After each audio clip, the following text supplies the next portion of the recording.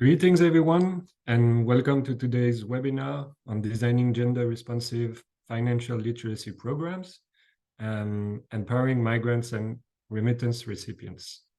Today's session is our third webinar of the Gender Collab series, and we will explore different and available financial literacy initiatives, strategies, key learnings, and best practice for migrants and their family. So briefly, a few logistic notes before we start. This webinar will last for about 1 hour and 15 minutes. The recording will be shared with all participants after. And please use the Q&A section at the bottom of your screen should you have any question to the panelists, and we will address it at the end of the session. So now it's my pleasure to pass the floor to my dear colleague, Julie Cameau, for her opening remarks. Thank you all. Thank you, Louis. Good morning, good afternoon, and good evening. Welcome to today's webinar on designing gender-responsive financial literacy programs for migrants and remittance recipients. We are thrilled to have you here today. My name is Julie Cameau, a gender and research analyst at UNCDF's Migration and Remittances program, and I'm going to be your moderator for today's session. In today's rapidly evolving world, driven by forces like COVID-19 pandemic, climate change, geopolitics, and technological advancements, digital transformations are everywhere, touching every aspect of our lives, including our interaction with financial services. As digital financial services gain prominence, the ability to navigate them becomes crucial. By boosting financial literacy, we can empower people to improve their economic well-being and contribute to broader sustainable development goals, such as economic growth, gender equality, and quality education. While our focus today is broader than just migrants, it's important to recognize that digital transformations have created new opportunities and challenges for the 270 million migrants worldwide. Digital financial services offer innovative ways to send and receive remittances, reducing the reliance on risky cash-based methods. However, to realize the potential of digital remittances, we must empower migrants, especially those with limited education and low levels of income. Financial literacy programs play a pivotal role in reducing financial vulnerability and enhancing the quality of life for migrants and those receiving remittances. By prioritizing financial literacy initiatives, we can unlock the full potential of digital remittances and financial solutions for millions of migrants and their families. Financial service providers must offer tailored financial literacy initiatives to build the trust of migrants and remittance recipients using digital channels. Financially literate individuals are better equipped to access, manage, and utilize digital financial tools. They can express their needs, make informed decisions, and have increased control over their financial assets. In today's webinar, we will explore collaborative efforts to empower digital financial customers, particularly migrants and remittance recipients, through financial literacy. We will discuss impactful programs and the role of financial institutions, policymakers, and development partners in strengthening the financial resilience of these populations. Thank you so much for joining us as we dive into this crucial discussion that has the power to transform the lives and contribute to a more sustainable and inclusive future for all.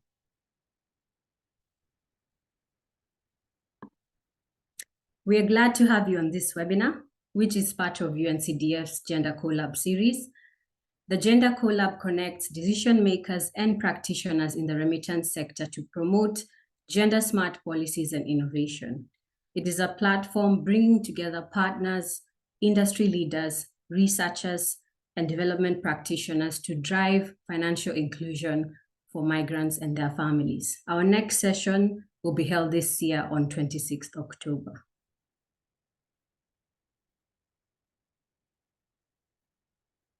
Now, throughout the session, we encourage you to share your questions and comments in the chat.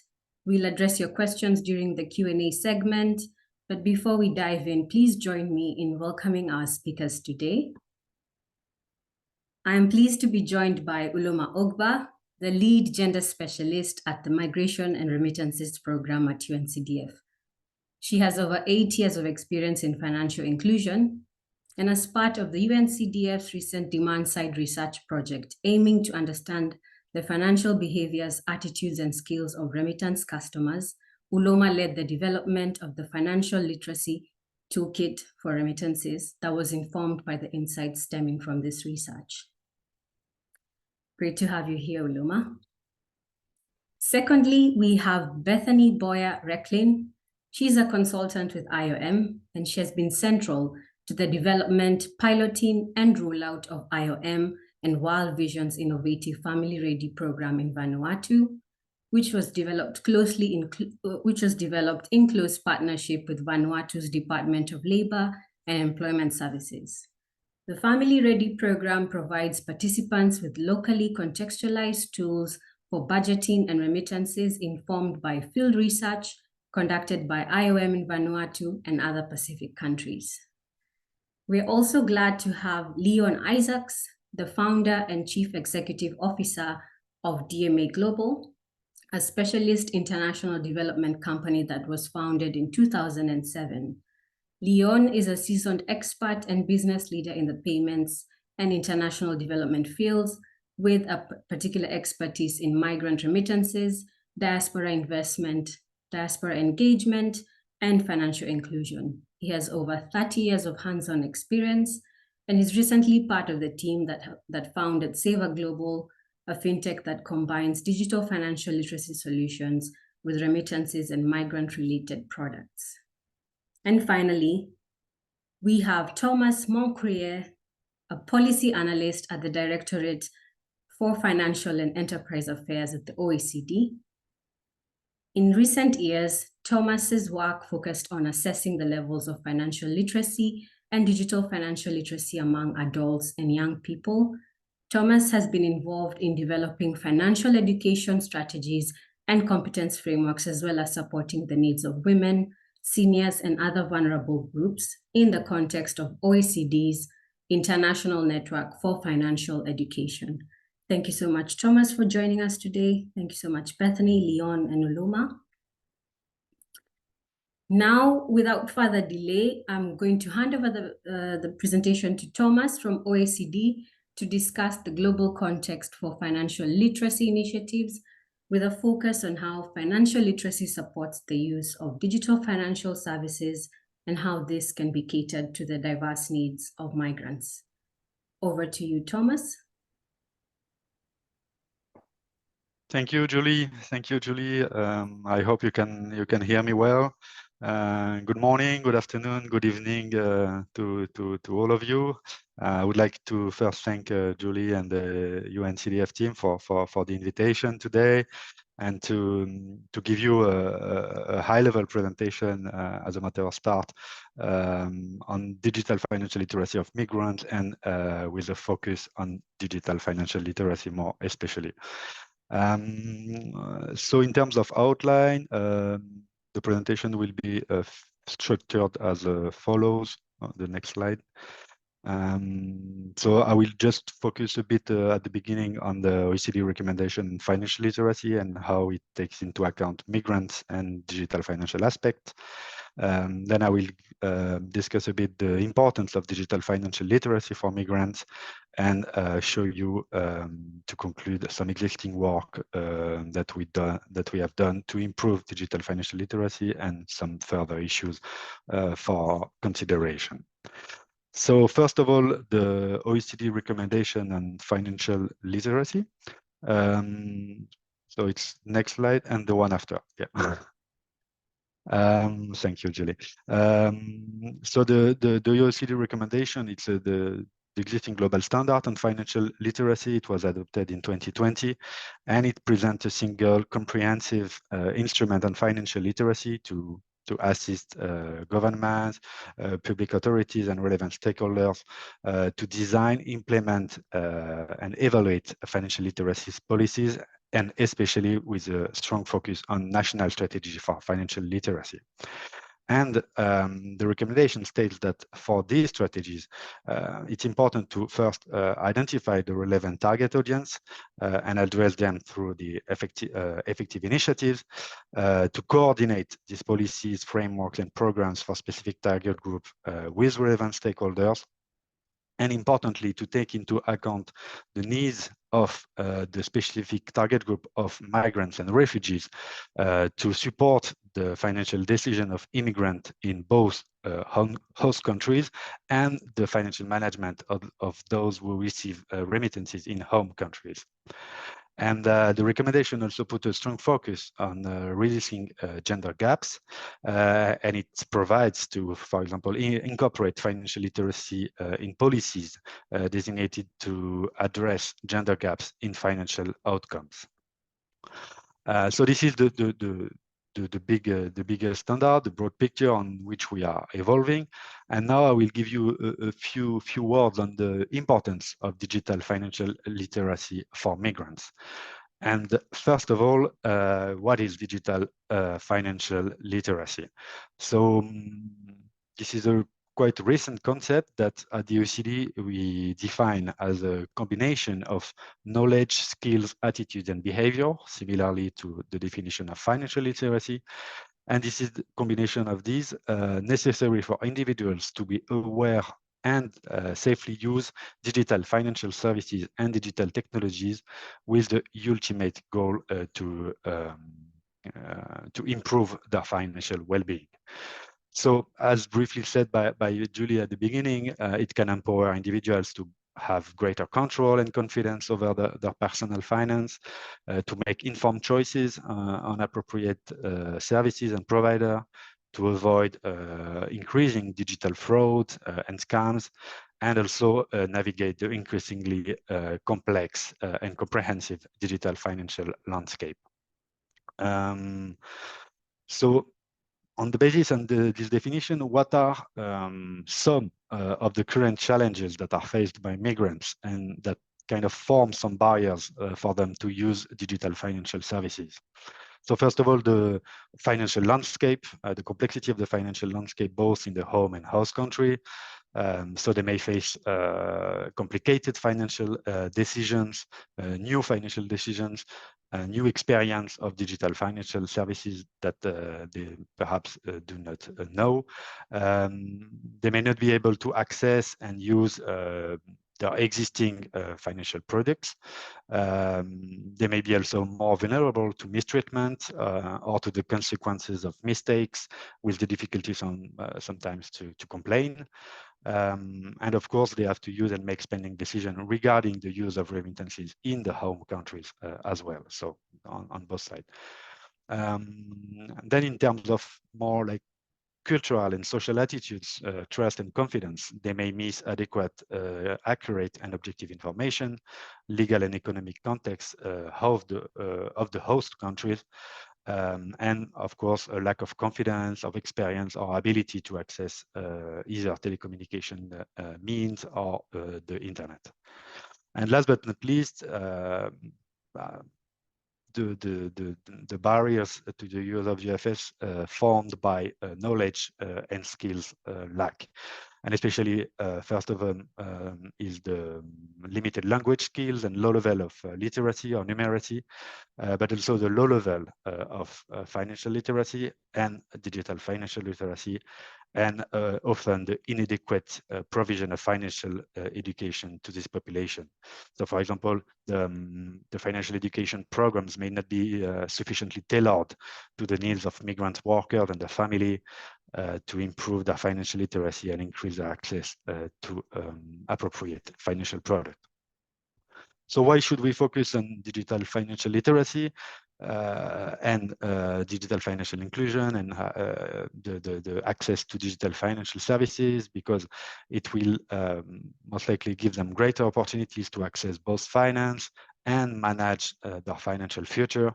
It may increase the ease and the efficiency of the means of payments they use, and make, of course, transactions faster and at lower costs, which of course are really relevant in the context of digital remittances. But at the same time, the extensive digitalization brings new risks and challenges. We all know them: greater exposure to wrong marketing practices, scams and fraud, or all issues related to data. So what can we do to improve digital financial literacy of course, the migrant? So at the OECD, we are doing different types of works. So it's 2 slides ahead. Yes. So first, we do some kind of high-level work, high-level documents, such as guidelines and principles, be it at international level or at regional level. So for example, guidelines for Asia-Pacific regions, where we assess the gaps in the provision of digital financial literacy, and we provide some implementing guidelines to strengthen digital financial literacy, or the principles, G20, GPFI principles, how digital financial education can improve in a concrete, implementable way the digital financial inclusion levels of migrants, but not only migrants. Then we also develop some strategies, dedicated strategies for specific countries or regions. So for example, we did that recently for Portugal. And also we provide some supporting tools to really focus on specific issues, mainly related to implementation of policies. So for example, how to best digitally deliver financial education, this type of issues. And the next one, important one where I would like to focus a bit, is about measuring digital financial literacy. So every 3 years, sorry, we publish a financial literacy survey to measure the financial literacy of adults. But especially this year, as this is a growing issue, we wanted to include some digital financial inclusion and digital financial literacy aspects. So this will be released at the end of the year, but what we aim to do is really to calculate some digital financial literacy scores and to attribute a score for each country based on the definition, again, digital financial knowledge, digital financial behavior, and digital financial attitudes. And we are also currently working on a fully fledged survey instrument to only measure digital financial literacy that we are currently developing, that will be available at the end of the year. And to conclude, I would just like to give some policy consideration to what can we do in the near future, and what we are doing. So first, the most important, as I said, is to of course collect digital financial literacy data to advance digital financial inclusion, and of course to base public policies on this data, which is a bit like the mantra of the OECD. And for this, it's important to use cross-comparable data, so as I briefly mentioned, and to based on this data to establish a diagnosis of needs in order to, in the second step, develop coordinated and strategic approach to strengthen digital financial literacy through the involvement of all the relevant stakeholders, and of course in complement with existing frameworks such as financial consumer protection frameworks or financial inclusion ones. Also didn't have time to cover that, but maybe we can discuss a bit later, is about the importance to develop a competency framework on digital financial literacy, which are really the key competence that one should get in order to be considered as digitally financially literate. And then last slide, the difficulty and the challenge to ensuring the effective delivery of programs to enhance digital financial literacy, finding the correct delivery channels, be it hybrid or in person. And of course, the most challenging one is about then to tailor contents to the needs of migrants, which of course will depend on many factors, including of course the length of stay or displacements of these people, the previous experience they have with regard to digital financial matters. But here I also put some basic topic that I think are also included in the UN Digital Financial Literacy Toolkit, and that are the first step, let's say, to make it happen. So thank you. I hope it was comprehensive and not too dense. Thank you very much. You can, as Julie said, address the comments either in the Q&A section. I will reply directly to you if I can. Otherwise, please don't hesitate to send me an email directly. Thank you, Julie. Sorry for being a bit too long. Thank you. Thank you so much, Thomas, for setting the scene. You also did it within the time frame. And now I'm just going to quickly hand it over to Uloma from the UNCDF to share the work on the digital financial literacy solutions in the context of migrants and remittances. Thank you, Julie, for that introduction, and good day, everyone. So today I'll take you through UNCDF's approach to digital financial literacy in the context of migration and remittances. Next. We'll delve into the significance of DFL and remittances, share insights gathered from our evaluation of various DFL programs for migrants and their recipients, and highlight UNCDF's DFL toolkit. We'll also explore an example of how this toolkit has been implemented in collaboration with one of our private sector partners. Next, please. So Thomas provided an overview of the challenges faced by migrants, pointing to the need for digital financial literacy. So I won't go into that too much here, but I think one of the points that he highlighted was the need to ensure that remittance customers trust and feel at ease with digital remittance channels.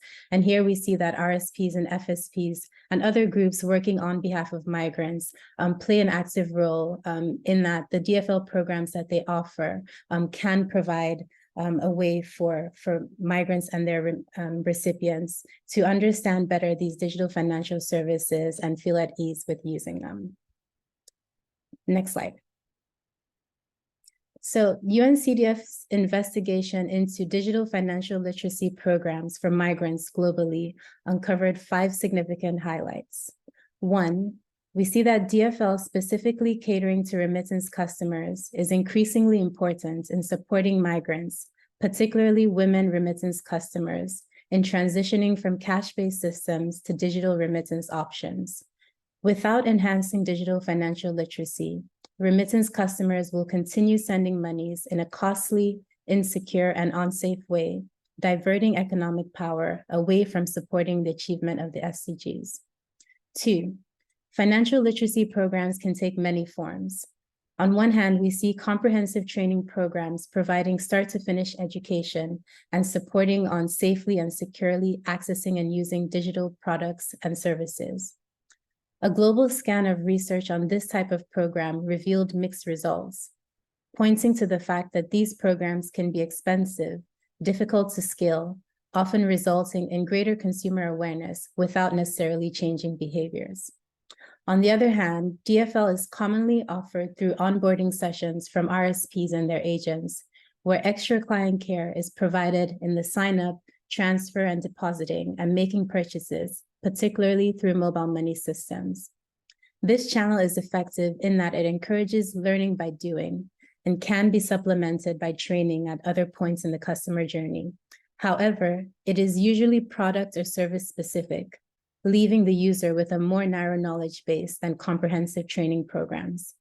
And lastly, we have awareness-raising campaigns, which typically provide locally relevant and succinct education on financial topics. This type of approach is commonly delivered through SMS messaging, and global evidence suggests that messages can support achievement of financial goals, but nuances in how the messages are worded and personalized to the customers does impact results. 3, digital financial literacy empowers migrants and their beneficiaries to express their needs and concerns, make informed choices regarding product and service options, enhance financial and digital skills, and understand their rights and consumer protection mechanisms, allowing for better control of their finances. And 4, as I pointed out earlier, RSPs and FSPs play a vital role in designing and delivering DFL programs because they know their customers the best.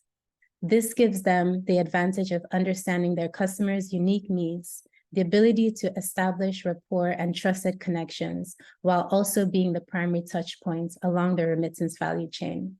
And 5, digital technologies have changed remittance products and the services surrounding these products at a fast pace. DFL programs have an important onus to deliver training that is relevant, current, and in a manner that matches the market. Learning by doing, interactive trial, transaction options, and multimedia and self-paced learning sessions, or even 24/7 moderated chat rooms can support the fast-paced and nuanced needs of digital remittance customers. Next slide, please. So UNCDF is committed to supporting remittance customers and the larger remittance market in the transition towards digital remittance products and services. As the conversation on financial literacy shifts to the more action-oriented concept of financial capability, it brings a focus on practical tools to help customers gain the knowledge, attitudes, and skills to effectively use digital financial services. So to this end, UNCDF recently conducted a comprehensive demand-side research project, including an analysis of over 3,000 surveys and 100 qualitative interviews to understand, among other attributes, the digital and financial literacy levels of remittance customers.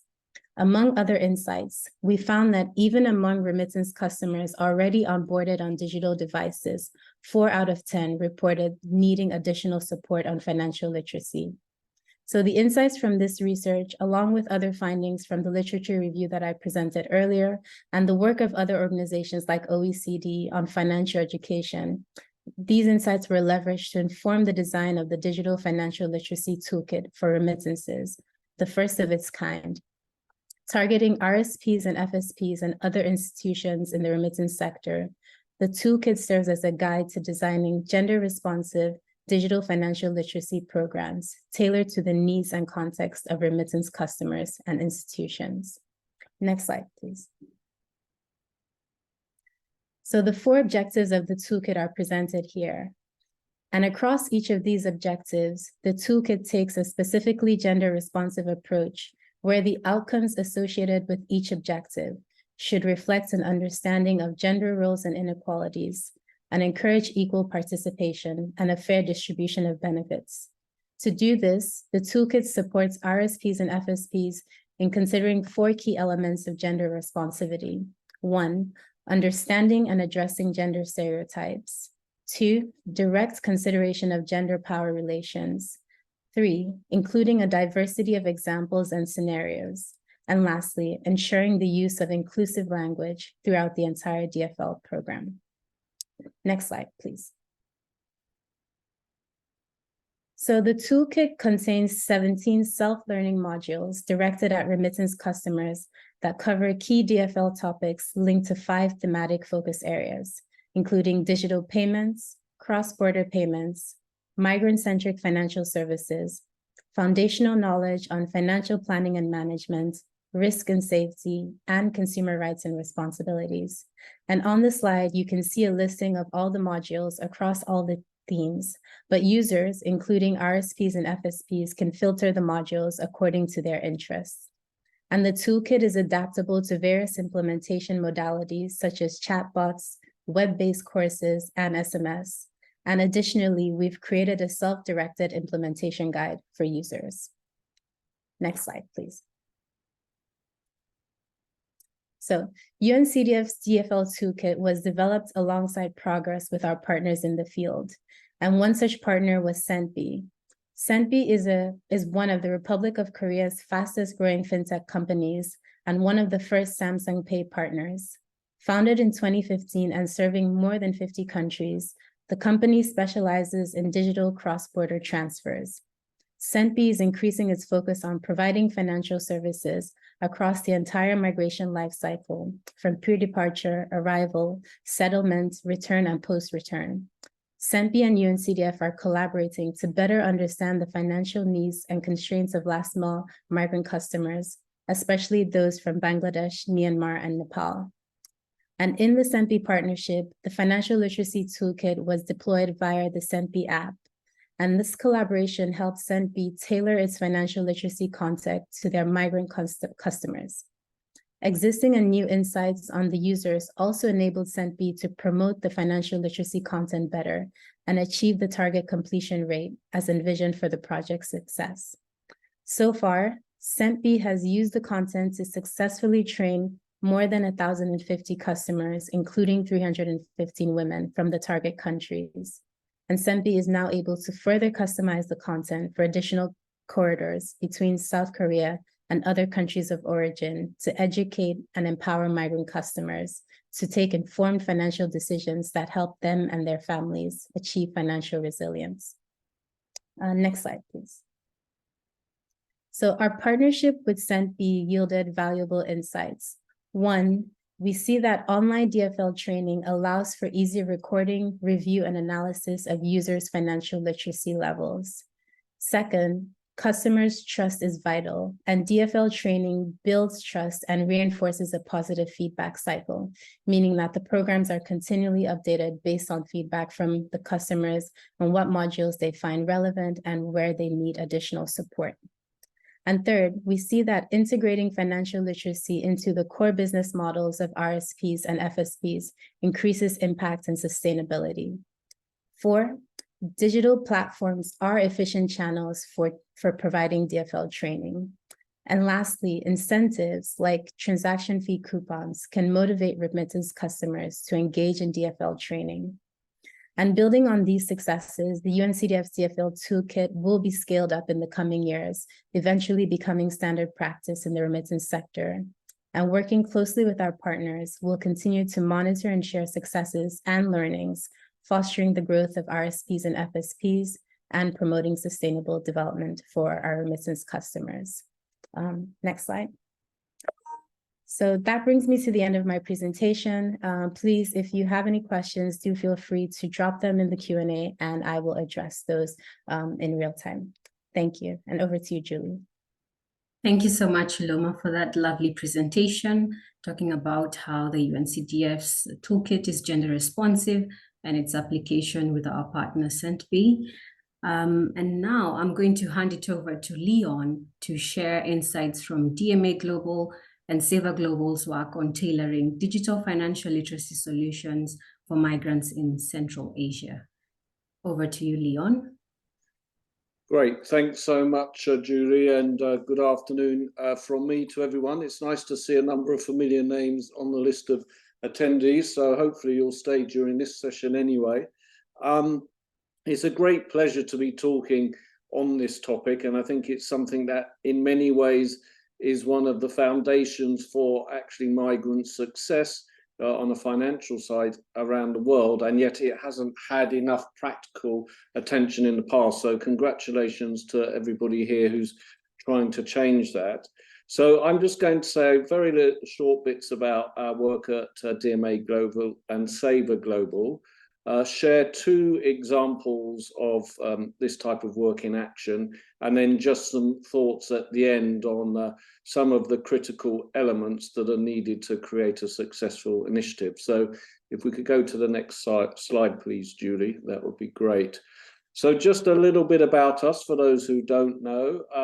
DMA Global, as we heard earlier, we're a development consultancy specializing in a number of areas, initially remittances, but more recently financial literacy and inclusion, and increasingly diaspora affairs and interest levels, particularly around diaspora investment and diaspora engagement. And in all of those, over the years, digitization has grown to become much more important. And whilst that's been going on, we came to realize that a lot of our work, particularly in remittances, was about helping to improve markets and products. But actually, one of the things that wasn't getting enough attention is actually the literacy of the people who we hope will use the products. It's all very well building products and services, but if people don't understand how to use them, then there's only limited value.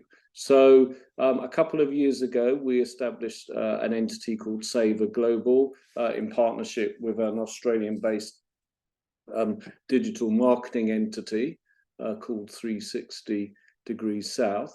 And within that, that service provides live remittances data, a whole series of work around digital financial literacy and data and reporting. So if we go to the next slide, I just really wanted to show you the Saver Learning module, which is very soon to be live in totality. But it actually interestingly picks up on two of the themes that both Thomas and Aloma alluded to. So this is financial literacy that is driven or is managed on a digital device, normally a mobile phone.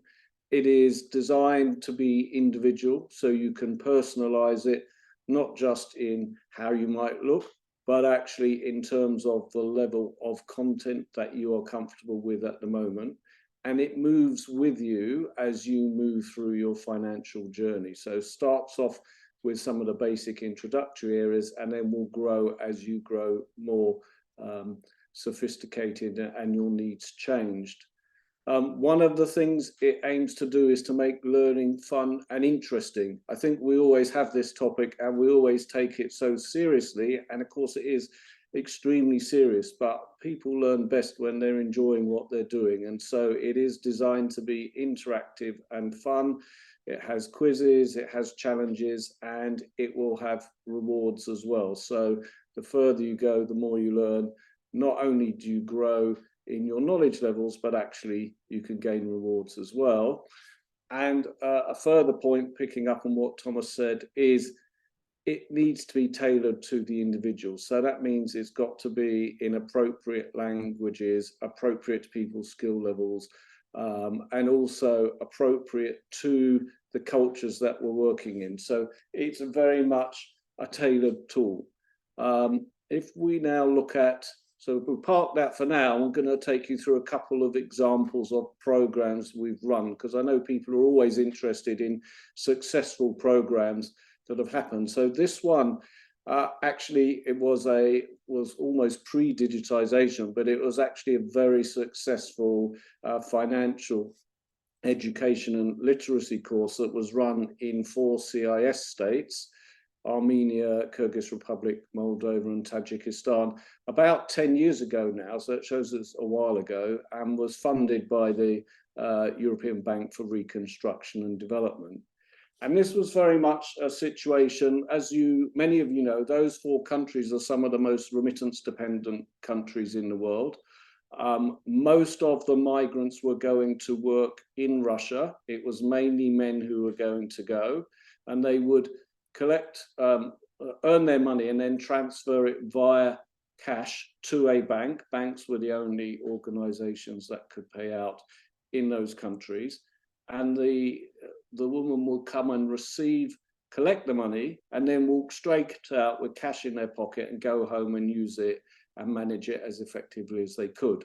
So the idea here was to actually physically intercept people while they were queuing, and there were long queues in those days, to collect their money and offer them a free financial consultation for about 20 to 30 minutes using a consistent methodology.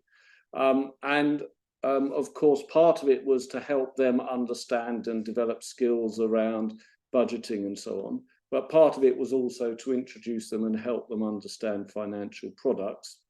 And the final part would be that it was really very much, we wanted to know whether it's successful. So monitoring and evaluation was particularly important. And I think for anybody designing one of these initiatives, it's one of the most important things.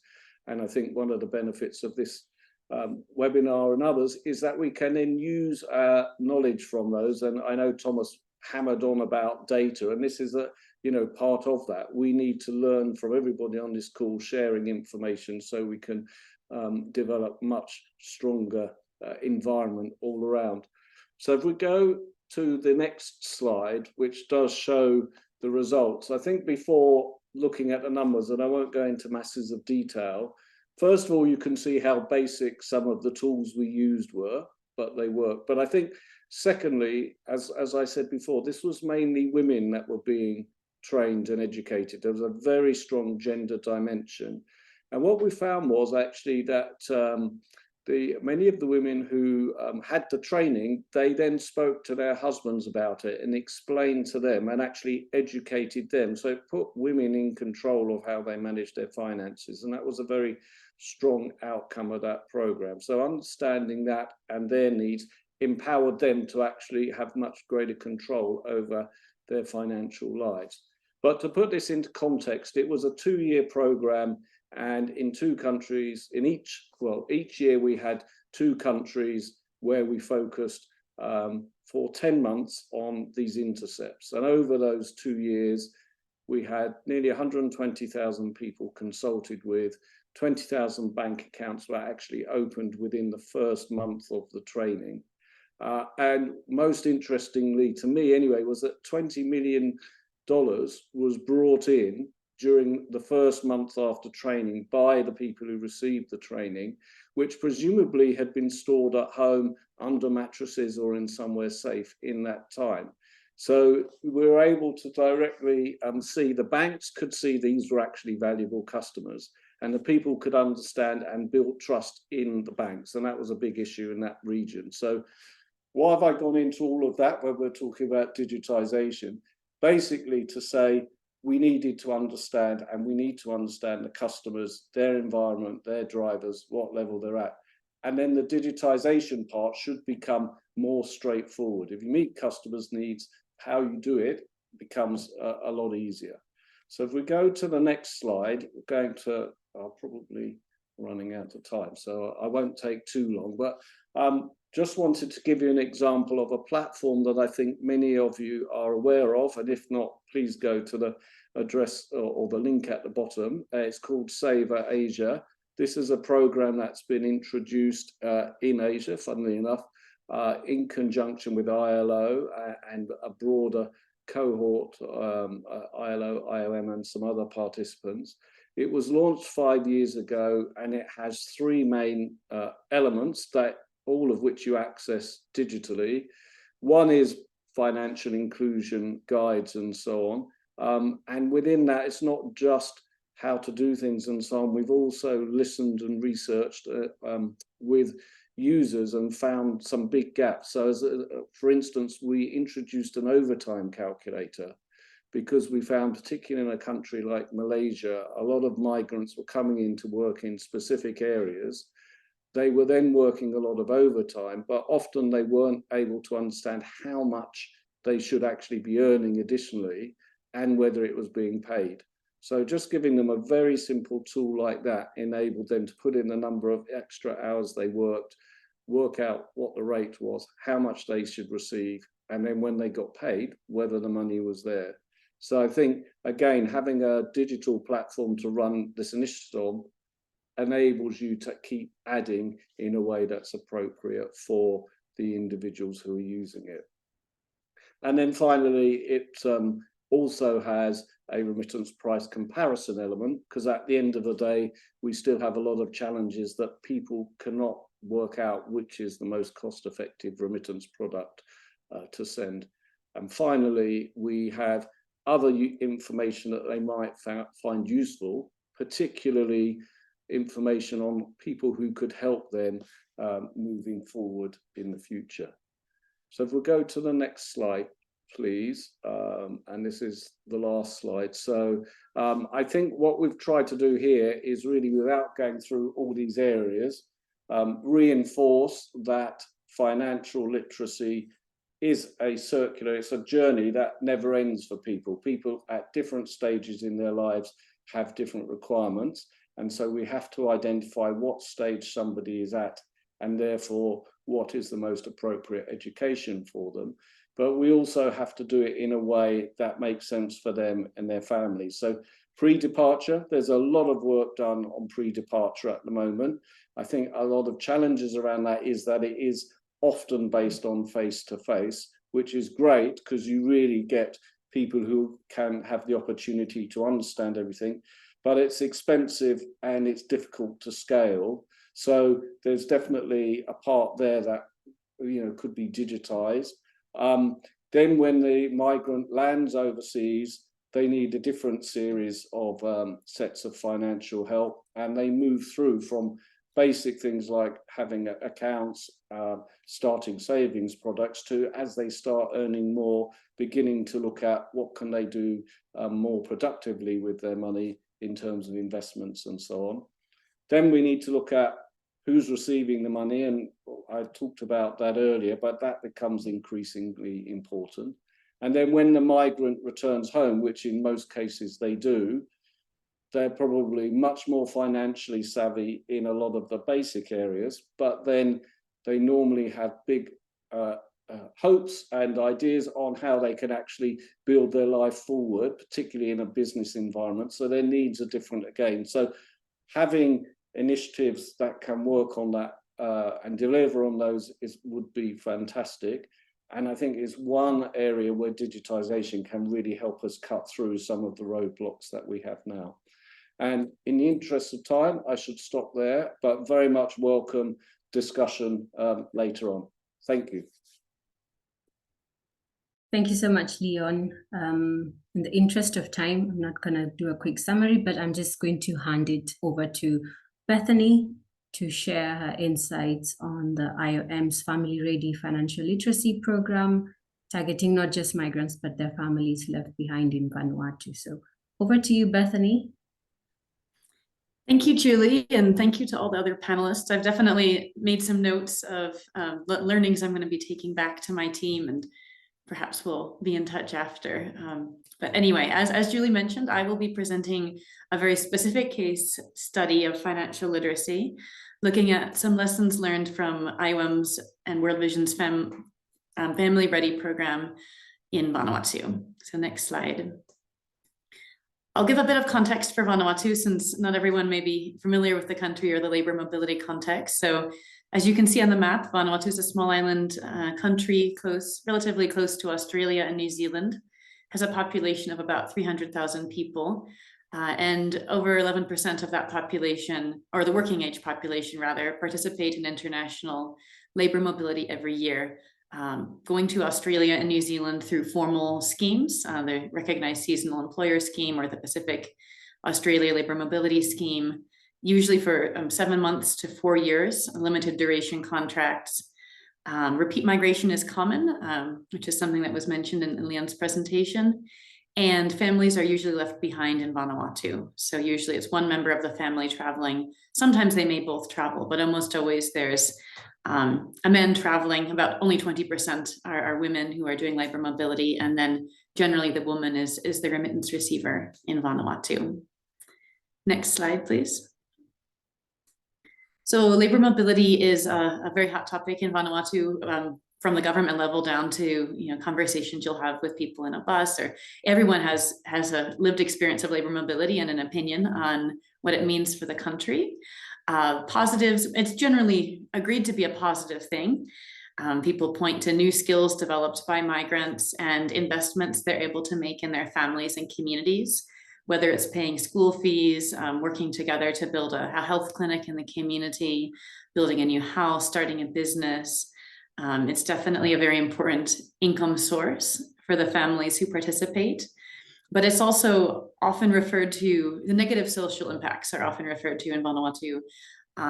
Sometimes it's referred to as a divorce factory by people, the strain that it places on couples with that family separation, and not just couples, but children and extended family members. And then another negative impact that's often pointed to is people traveling overseas with a financial goal that then they're not able to meet for various reasons. Next slide. So in this context of this national context with everyone talking about labor mobility and identifying various impacts, World Vision and IOM came together to develop the Family Ready program, or the Family Ready workshop. Family Ready is Bislama, the national language of Vanuatu, for family ready. It's not that hard to guess. And the development of this workshop came from a variety, in partnership with a variety of donors. So on the IOM side, there was a Spotlight Initiative grant focused on ending violence against women. There was some IOM internal development funding focused on remittances. and World Vision had some funding focused on the economic impacts of COVID-19. So even just because of those various funding sources, we naturally took a multi-sectoral view to the process and did a very interactive and participatory development process. So it began with research and consultations, both some targeted research by IOM on remittances, kind of understanding Vanuatu's remittance landscape and challenges faced by migrants and their families, as well as general consultations with migrants, their family members, stakeholders in Vanuatu. And then we came together, IOM and World Vision, to do a participatory workshop design process. Many of the facilitators who took part in that design process and then facilitated the workshop were migrants themselves. So they were able to bring their lived experience into the format and the content that we included. We then did an extensive stakeholder validation process, both drawing on the labor mobility and migration-related actors in Vanuatu, and also the gender sector through the Spotlight Civil Society Reference Group. So those two lenses were very strong in that process. And actually a really great byproduct ended up being the formation of Vanuatu's Labor Mobility Working Group. So that this is a group of UN, government, private sector, civil society that has been meeting regularly for a couple of years and came out of this process. And then we did community piloting with former and potential migrants and incorporated that into the final content of our workshop. Next slide. So Family Ready is a 5-day workshop currently, although we're looking at other modalities, and it is attended by both a potential migrant who's wanting to travel overseas and their partner or close family member if they don't have a partner. And it addresses a variety of topics, not just financial literacy, but financial literacy related themes are woven in throughout. So in content around what to expect from overseas work, participants learn how to read a sample contract and understand what they're likely to be earning and what deductions they're likely to have out of that contract. We have content around how to make good choices and identify stressful situations and handle those in a healthy way. And that includes decisions about how to spend money, how to make those choices. There's very significant content around healthy relationships and how to maintain communicative and violence-free relationships. And we focus in on types of violence that couples might experience while separated, even if those aren't things that would traditionally be considered by them as violence. So looking at emotional and financial abuse, and also giving them tools, communication strategies they can use to handle conflict and set shared expectations without using violence. And we look at how to maintain good health and nutrition. And then there are 2 targeted days on budgeting, financial management, and remittance. And there's a strong element there of introducing different digital remittance options. We do reference the Saver Pacific content there. So there's a connection to Saver's work. And we do a very interactive budgeting process where they identify a goal as a couple, working together. They map out their expenses in Vanuatu, what their expenses will be like overseas, how much they need to be sending home on a regular basis, and then what their goal is for their savings when they come back. And some key principles I would point to you, we feel a key to the success of the workshop is this whole framing of labor migration as a family journey rather than an individual journey. And this helps this message reach a wider number of women as well, since they are usually the remittance receivers. They often aren't attending those pre-departure briefings that are given by the Department of Labor right before leaving, so historically didn't receive this information. So the goal is to make sure that the whole family, the one traveling and the one at home, have common information and have come together to agree on what their expectations are and what methods they will be using when overseas. Next slide. So this program, Family Ready, has been going since 2021. Our first workshop was in June. Currently 2 implementing agencies, so IOM and World Vision, in close collaboration with the Department of Labor. It's really, they consider it their program. They participate as well, in the sessions and help identify participants. So it's very much owned by government. We have thus far done the workshops in both urban and rural communities in 3 provinces in Vanuatu. And on the IOM side, we've been involved in the delivery of 33 workshops, reaching a bit more than 800 participants.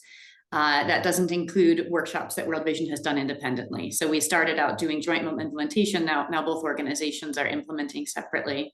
The numbers are relatively small. That was something that was flagged with in-person workshops, so we're looking at other ways to share the information. But feedback we've gotten from the couples is that 1 week, intensive atmosphere really gives them the opportunity to make a clear plan together. And so that's one of the strengths we've seen in that modality. Next slide. So as highlighted by other colleagues, the importance of monitoring and measuring change is something that we've been trying to prioritize in our program. And I've pulled out a few findings from various data collection exercises we've done. Of all the topics identified or included in Family Ready, vast majority of participants identify financial management as the most useful one to them. And that's including both, the digital remittance elements, and the general budgeting elements, that whole content. So very highly valued by the participants. Immediately after the workshop, the biggest change we see in knowledge is on confidence about sending and receiving money over the internet. So less than 20% feel comfortable with that prior to the workshop, and around 80% feel comfortable with that topic after the workshop. And then also some foundational knowledge and that we cover in our remittances modules, like what's an exchange rate.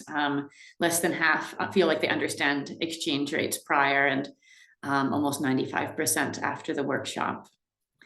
And then a key element that we're trying to cultivate is that collaboration between partners on budgeting. And 84% of participants share that they work much more closely together on financial management after the workshop.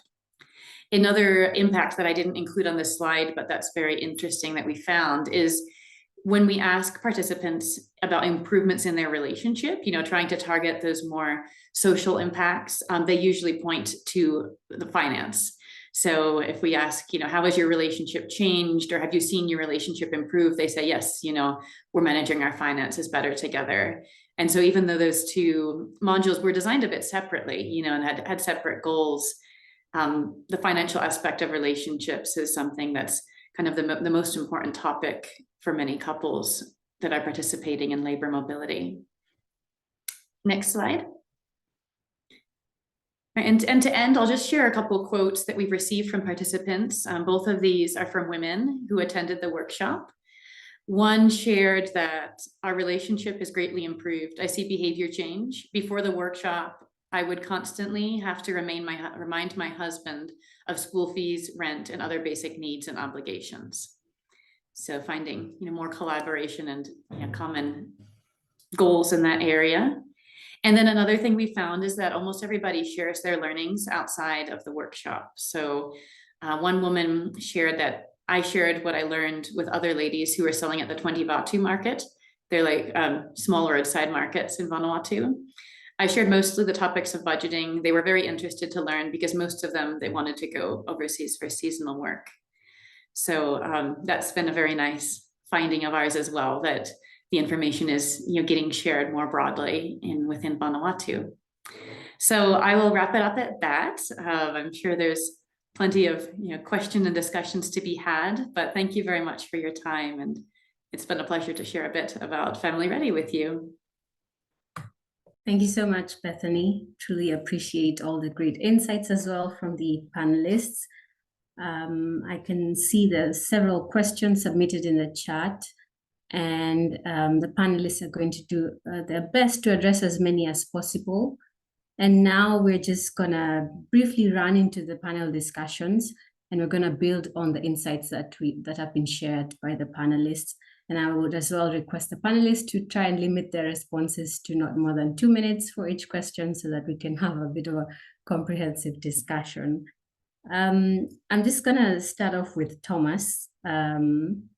I'd like to know, could you please elaborate on the most innovative methods proposed by OECD and share some specific success stories in enhancing financial literacy in OECD member countries? Thank you, Julie, and thank you to all the panelists for the insightful presentation. I have also some things to bring to my colleagues. In terms of innovative methods, so I would just like to emphasize at the beginning that I mean, there is no, let's say, a magic recipe that would work for everything, every country, and every single situation. So we try at DUCD to share the best practice that work in one place and that perhaps could not work on the other one. But I would say that one of the most important thing and that proved to be efficient from a global perspective is really to integrate the migrants and the refugees as target groups of national strategies. And maybe I'm taking also European or Occidental point of view here, because I know it's the case in some countries. I think in the financial literacy strategy of Fiji's or Bangladesh, I think they are included. But in the host countries, it's often not the case. And it's true that you build concrete programs and efficient programs more often based on a big political guidance that is given at national level. So I think this is really an important thing that has to be done, and then it's kind of flows into individual and more concrete initiatives. And there we have, in several papers, we emphasize some of them. So we have some, for example, there is a well-known good initiative in Jordan with the German Development Agency to improve digital financial literacy of Syrian refugees. I think there is the same in Rwanda. And then from more maybe a host country perspective, we have some nice initiatives from Bank of Italy, for example, with an app dedicated to refugees and migrants to, for example, compare the cost of remittances and also showing the most basic financial instrument available, for example, for asylum seekers. So yeah, the two types of things: high-level national perspective, and then it flows into some interesting initiative both from host and home countries. Thank you. Thank you so much, Thomas, for rounding up your response, but also as well sharing some of these concrete examples in Jordan, as you've mentioned, the Bank of Italy as well in home countries such as Fiji and Bangladesh. And I'm gonna hand it over to Uloma. I have an interesting question for you. I'd just like to understand that given the rapid technological advancements, migrants and refugees may continue to be left behind in the adoption of digital remittances and digital financial services. Could you please tell us what concrete strategies and partnerships can be formed to ensure the sustainability and scalability of these digital financial literacy programs in the long run? Thank you, Julie, for that question. And I think maybe building on the example that I shared earlier about Senpi, the fintech company in South Korea that UNCDF partnered with, I think one of the ways that we're seeing to ensure sustainability and scalability of DFL programs is really that collaboration. So in this case, UNCDF did the legwork building on the work of other institutions like OECD, who have provided sort of these principles and guidelines to, guiding the development of financial education programs. And through the research that we did with the demand-side research project that covered 6 countries and over 3,000 customers, we were able to put together this DFL toolkit that's now a publicly available toolkit that can be leveraged by any financial institution anywhere in the world that's serving migrants and remittance recipients. And so really this takes away the pressure from the financial institutions to invest in developing this content from scratch. They can basically leverage existing content out there,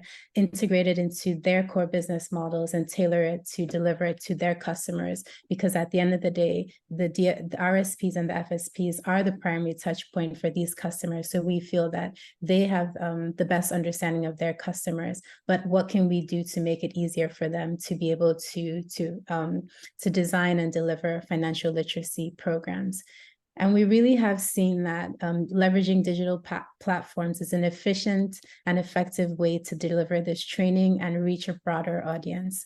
While, I talked earlier about these comprehensive education programs that sometimes include face-to-face, and those are more expensive to maintain and very hard to scale. But what we saw in the case with Senpi is that they were able to reach a broader audience of their migrant customers, and with the information that they're getting in real time, they can continually tailor these programs. And what we also saw was initially there has to be some sort of incentive to encourage the migrants and their remittance recipients to use these services. So whatever you can do in terms of offering some discounts or some incentives that would encourage them to use these programs. And once they see the value, then they will continue to use them on their own. And I think finally, one of the things that we're also looking to do better is really monitor the effectiveness of these programs. I think it's not enough to just design and deliver a DFL program one time and then use that throughout the life cycle of that remittance or financial service provider's lifetime. We really do see that for these to remain relevant, they need to constantly be updated based on the changing needs of the remittance market and the customers to ensure that they remain timely and relevant and indeed remain sustainable. Thank you so much, Uloma, for rounding up your responses. I really like how you tied them up in those 3 points in terms of how financial service providers can, tailor their digital financial literacy programs in order to cater to the needs of the migrants and the remittance recipients, but also this aspect of offering incentives in order to encourage the remittance customers, but also digital financial customers to use, to be engaged with digital financial literacy. And of course, finally, the aspect of monitoring and evaluation that has come across as well from Leon's presentation and Thomas's presentation, but as well as Bethany's. And now I'm going to move on to Bethany. We're very interested in the Family eReady program, and I would just like to know, why is it crucial to involve close family members or partners in the pre-departure preparation? And could you share with us some strategies for ensuring the continuous development of migrants' digital financial literacy skills even beyond the initial workshop? Thank you for the question. So on our perspective in Vanuatu, the importance of involving the family member in the full workshop is to allow them to work together as a team and develop their strategies, clear shared expectations, shared tools they're going to use while overseas before going. And, we look at both, the financial side, how they're going to manage conflicts, how they're going to maintain strong relationships with their children. So just to make sure that everyone has that same information and, that they're able to have a plan. And currently what we do, we're looking to strengthen actually that aspect of providing ongoing support. But currently the approach of Family Ready is they have a workbook that they work on, and they develop, for example, a budget template that then is able to be modified. And that's the workbook is designed that way. So they're encouraged to keep modifying their budget template. We have them make plans and agree on a remittance plan and which financial options they're going to use, including electronic ones. And we're now looking at ways to provide follow-up support after the workshops, sort of in a drop-in setting.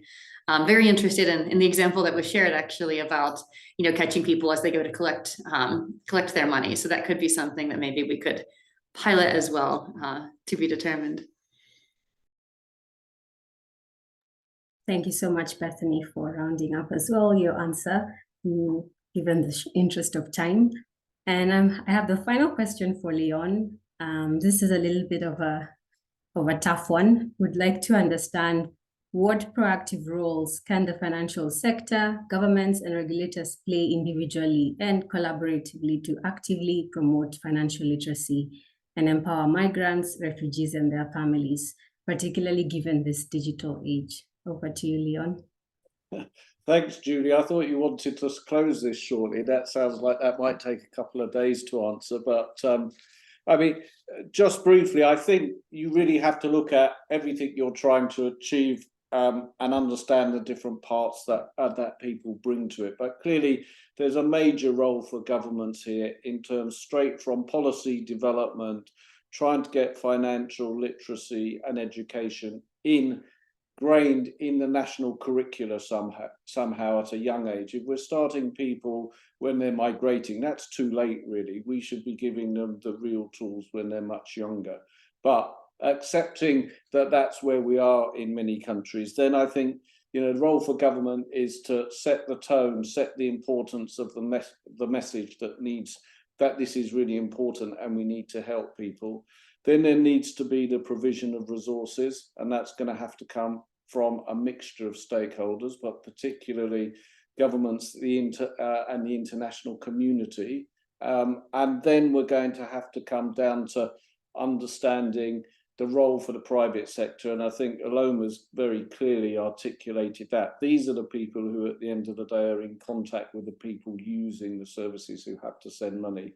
So we need to work out ways of collecting understanding and data from them that can be shared throughout the market for everybody. Benchmarking of initiatives, collecting data. And I think everybody together, the one thing they really have to do above everything else is building trust. So actually, I love Bethany's examples with the way people's mindsets were changed from trusting in digital remittances after training compared to before.